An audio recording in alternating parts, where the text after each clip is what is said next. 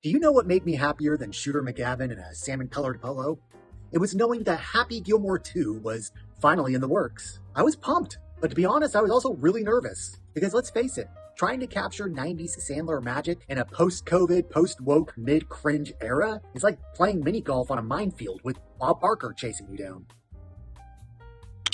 The last actual Adam Sandler comedy that was attempted was Hubie Halloween back in 2020. No, I have not seen it. Let me know if it's worth watching, or should I just keep it in the Netflix algorithm abyss along with The Ridiculous Six? The Happy Gilmore is such a product of its time that it's like unwrapping a VHS time capsule. So how do you transplant that tone with the progressively enlightened flavor of 2025?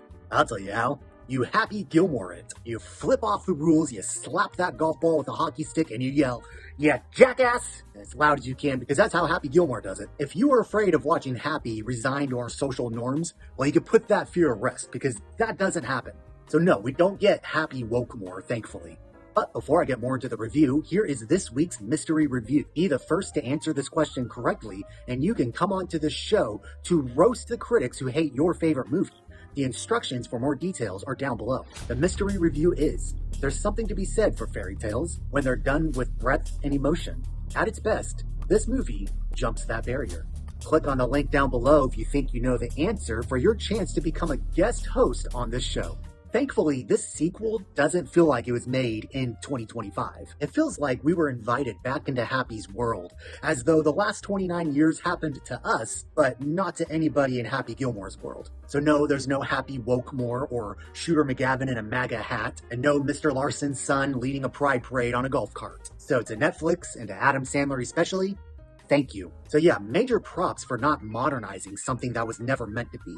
In fact, even back in 1996, Happy Gilmore did not feel modern. A movie like Clueless did feel modern because it was trying to be a reflection of what high school life was like. But if you look at Happy Gilmore, sure, it was set in modern era, but it still maintained its own magical realm of physics and defied all the rules that we live by, but was able to get away with a lot more than we can here in the real world. The movie starts off really strong. I was at the gym watching the first 10 minutes on my iPhone, thank you Netflix, and I got in the car after 10 minutes and I was so excited to talk about it. So I made a YouTube vertical, and I basically just said, well, they got all the callbacks and homages out of the way, so now we can move forward with the film. I'm stepping away to give you kind of an update on what I think of it so far.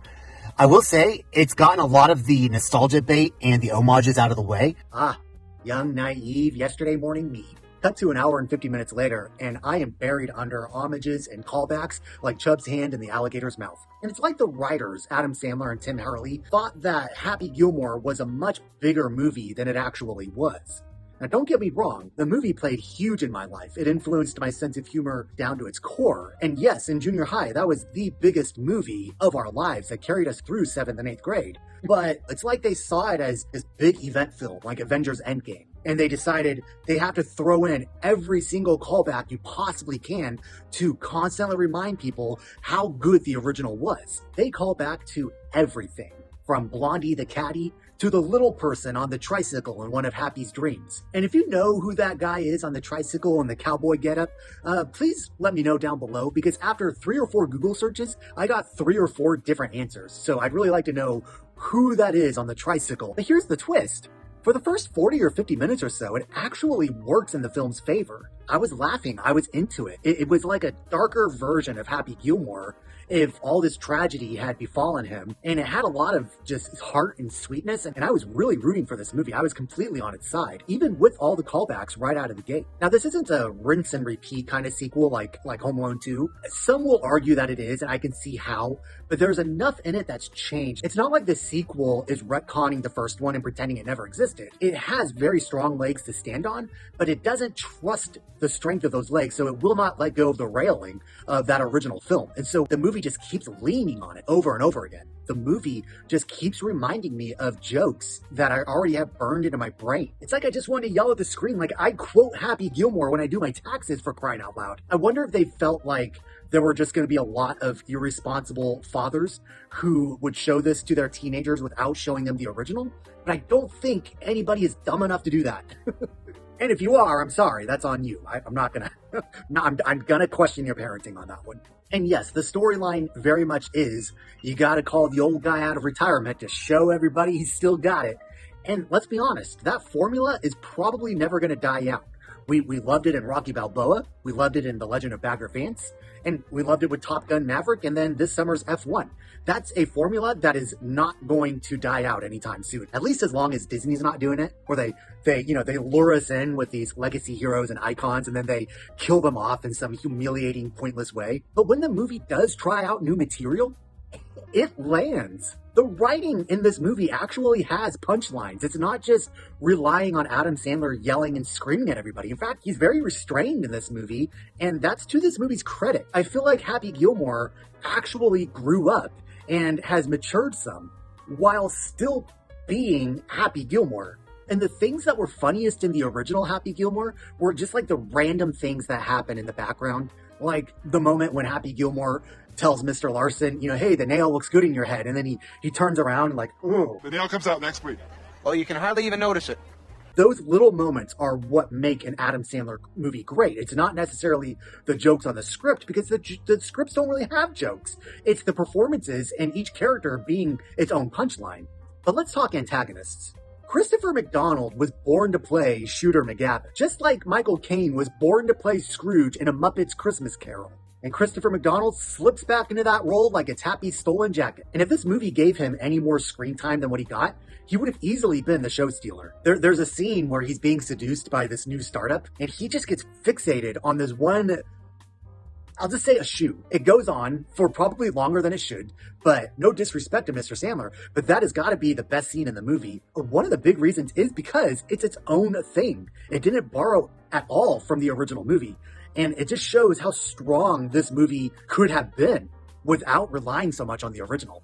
And then there's Hal L., the psychotic nursing home orderly, played by none other than Ben Stiller. I'm glad he's back, but Ben Stiller probably has 5 or 6 lines in the first movie, and each syllable he utters is comedic gold. You could trouble me for a warm glass of shut the hell up. It is purely iconic. Because you just pulled landscaping duty. But in Happy Gilmore 2, he's got more than twice the amount of screen time, and he never really made me laugh. It's like they didn't really bother giving him really good jokes to work with. I was very let down by the writers. Ben Stiller, he brought it. He brought the goods.